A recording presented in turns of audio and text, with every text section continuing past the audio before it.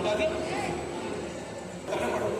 So ಹಂಗಾಗಿ ಇದನ್ನ recirculator ಯಾವ ಸೆಲೆಕ್ಟ್ ಮಾಡ್ಕೊತೀರಾ ಅನ್ನೋದು ತುಂಬ ಇಂಪಾರ್ಟೆಂಟ್. ನಾನು ಸೆಲೆಕ್ಟ್ ಮಾಡ್ಕೊಂಡು ಆ ಕಾರಣದಿಂದ RS ಮಾಡಿದ್ದೀನಿ. ಮತ್ತು ಇನ್ನೂ ಒಂದು ನಾನು ಅಬ್ಸರ್ವ್ ಮಾಡಿದ್ರೆ ಕುಂಟೆಯಲ್ಲಿ 5,000 ಸಾಕ್ತಿದ್ದೀವಿ ಅಂದರೆ ಒಂದು ಕುಂಟೆಲ್ ನ್ಯಾಷನಲ್ ಫಂಡಲ್ಲಿ 200 ಸಾವಿರ, ಅಲ್ಲಿ 10 ಕುಂಟೆಯಲ್ಲಿ 2,000, 20 ಕುಂಟೆಯಲ್ಲಿ 4,000. ಹತ್ತತ್ರ ನಾವು ಕೆರೆಯಲ್ಲಿ ಸಾಕ್ತಿದ್ರೆ ಒಂದು ಇದಕ್ಕೆ ಎಕರೆ ಪಾಂಡಿಗೆ 5,000 ತಂದು 5,000 6,000 ಮಾಡ್ತೀವಿ. 4,000 ಮಾಡ್ತೀವಿ. ಆ ಥರ ಬರೀ ಒಂದು ಕುಂಟೆಲ್ ಮಾಡ್ತೀವಿ. ಹೌದು ಒಂದು ಪಾಯಿಂಟ್ ಒಂದು ಕುಂಟೆಲ್ ಅಷ್ಟೇ. ಅದೇ ದೊಡ್ಡ ದೊಡ್ಡ ಕೆರೆ ಕಟ್ಟೆಗಳಲ್ಲ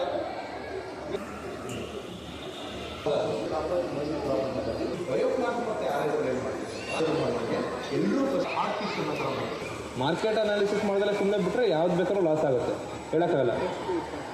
ಫಿಲಾಪಿನ ಸರ್ ಒಂದು ಕುಂಟಲ್ಲಿ ನಾವು ರೆಗ್ಯುಲರ್ ಇನ್ವೆಸ್ಟ್ಮೆಂಟ್